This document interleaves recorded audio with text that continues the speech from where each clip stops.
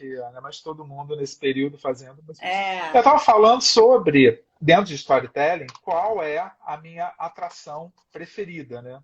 E na Disney de Isso. Anaheim, né, tem Indiana Jones Adventure, que você entra no templo e você pega um jeep, e Uhum. esse jeep entra dentro do templo, né, gente? Tem ponte, tem fogo, tem aquela música toda de Indiana Jones, e você vê Indiana Jones, e tem aquela bola, né, rolando. Então, assim, eu acho que dentro da proposta de imersão, é de longe a melhor, a melhor atração. Em segundo lugar, tem a Phantom Manor, que é a, a Haunted Mansion de Uhum. Paris. Também adoro. Só que eu gosto dela porque a Sim, história dela é sim. completamente diferente. A história dela é integrada à Frontierland de lá, né? Ou seja, é bem diferente de Uhum. Orlando, né, de Anaheim, que tem outras histórias. Então, o que eu gosto nessas atrações Disney é que Uhum. você realmente está mais imerso, tem mais história para contar, é isso, Priscila. Isso. E assim, você falou da Phantom Manor, eu acho incrível, tanto na Phantom Manor quanto na Haunted Mansion, que gente, que para quem nunca foi na Disney, basicamente é a casa mal assombrada do parque, né?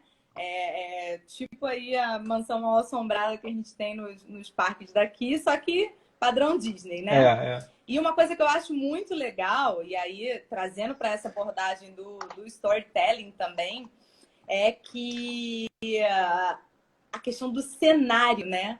A Disney ela é toda um parque, toda um parque assim, limpo, bem cuidado. Você vê que eles têm atenção aos detalhes, eles pintam. Eu cheguei a contar aqui uma vez aqui num dos posts que eu fiz aqui no feed, que eles pintam os postes e retocam todas as noites para que Uhum. isso fique vivo ali e bonito, né? Que realmente tem essa questão da experiência quando o cliente entra dentro do parque.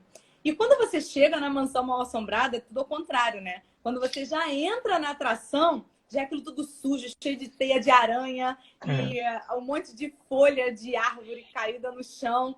E aí você vê que a preocupação deles em contar uma história não é só nos personagens que eles colocam dentro, o tipo de tecnologia que eles usam dentro da atração. Eles colocam tudo para contar a história, né? É o É. cenário, é o cheiro, se tem alguma experiência degustativa também colocam isso, é a forma pisa, né? O chão às vezes tem alguma diferença. Então eu acho isso excepcional, né? E a Casa Mal Assombrada foi ótimo você fazer esse exemplo, porque basicamente para mim é storytelling na veia, total, né?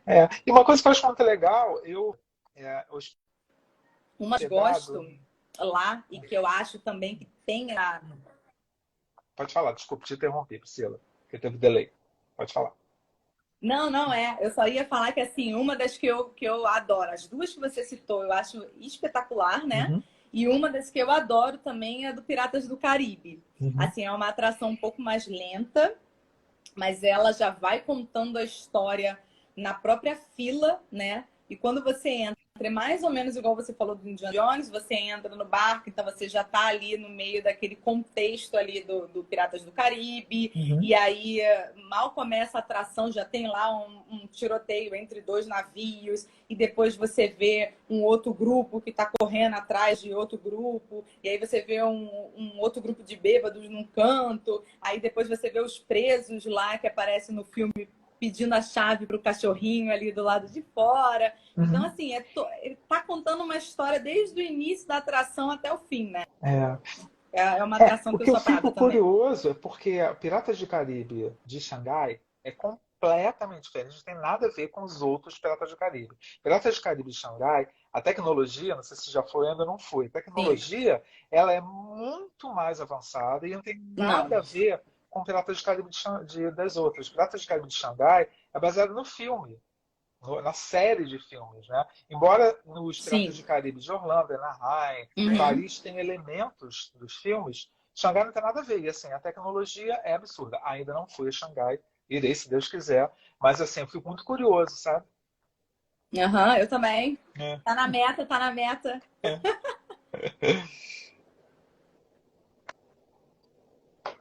E assim, foi bacana você falar dessa questão de Xangai, que a Disney é tão preocupada com isso, né? Com a história e como essa história vai investir na experiência do cliente como um todo, que existem diferenças entre atrações que são similares, né? Mas dependendo do parque, em qual país que ela esteja colocada, né?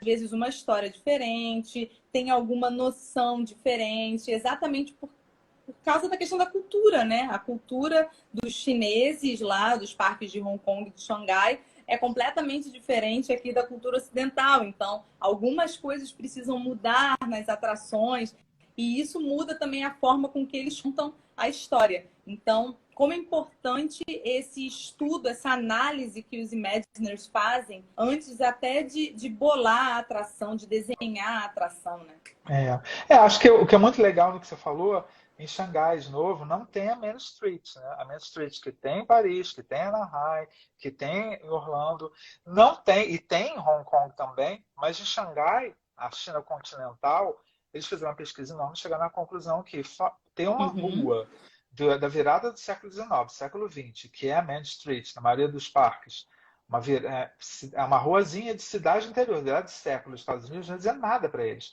Então lá tem a Mickey Avenue, que é uma rua com prédios que parece que está dentro do desenho animado, né? E cada prédio é meio voltado para um personagem. Então tem uma sorveteria, eu acho que é dos Três Porquinhos, eu não lembro direito, né?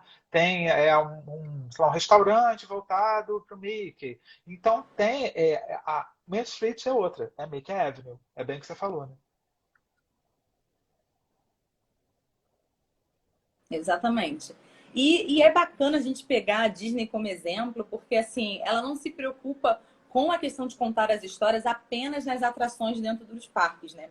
Os próprios parques, como você falou aí, o do Epcot, às vezes contam uma história, né? Eles já são uma história antes da construção.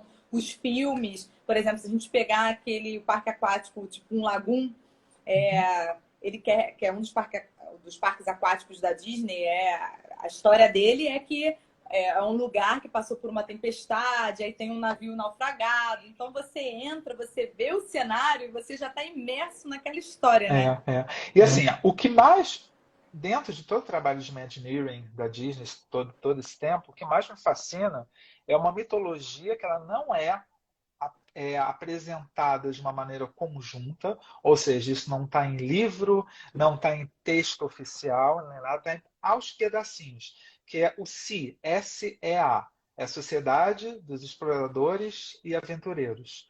E existem pedaços disso na Disney do mundo inteiro. Na Disney do Japão, tem o Disney Sea, né, que tem o Disneyland e o Disney Sea, que é um parque único do Japão. Né? O Disney Sea tem uma área de origem dessa organização. Então, como eu disse, tem vários lugares, né? Por exemplo, em Orlando tem o Skipper Canteen, que é um restaurante é um restaurante voltado, vamos dizer assim, para quem são os pilotos, vamos dizer assim, dos barcos de Jungle Cruise. Então, o restaurante deles, voltado